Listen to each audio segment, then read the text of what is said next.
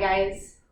My name is Savannah Eve Renteria, which doesn't sound like a lot, but there's actually a little bit of history to my name, and I think it's actually pretty interesting. I am one of 6 kids, and out of the 6 kids, there's only one boy. So the 5 of us girls all have the same initials. My parents deemed us Samantha, Susan, Sabrina, Savannah, and Sophia.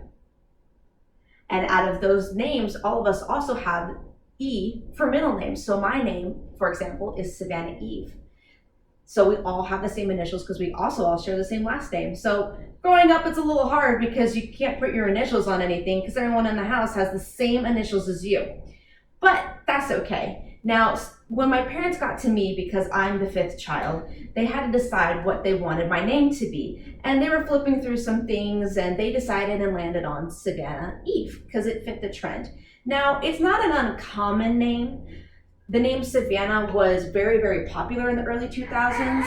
And as a result, it was actually, according to the Social Security Administration, was one of the top 50 names between 2000 and 2018. That means only about 4 or 5 years ago, it finally dropped off from being the top 50, which means there's a lot of Savannahs running around. And the name doesn't mean much. It's not anything significant. You know, it just means a grassy plain, but it is of Spanish descent, which is very nice because that matches up with my last name, which is also of Spanish descent.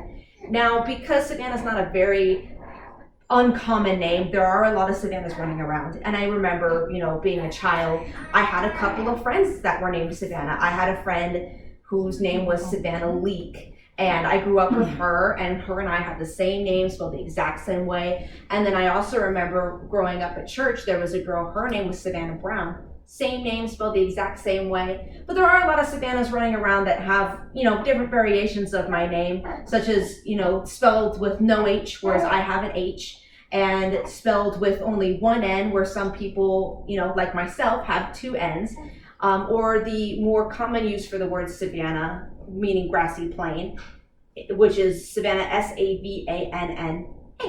Now, because it's not a very uncommon name, people are like, well, your name's very generic. Does that bother you? No, it doesn't quite bother me. I very much like my name because every time I write down my initials on any medical form or any job applications, I have to put my first, my middle, and my last. And I remember all the times I had growing up and thinking to myself, my sisters all share the same initials. Now, one day I might get married and have different initials like my older sister because her name is Samantha Elizabeth Taylor and her last name is starts with a T, which means her initials are set. So now she finally has different initials. So we all obviously will get married, have different last names. But for now, every time I write down on a piece of paper, I can go, me and my sisters have the same name. And I very much enjoy it. And I love having my name because I think it's part of a little perfect matching set.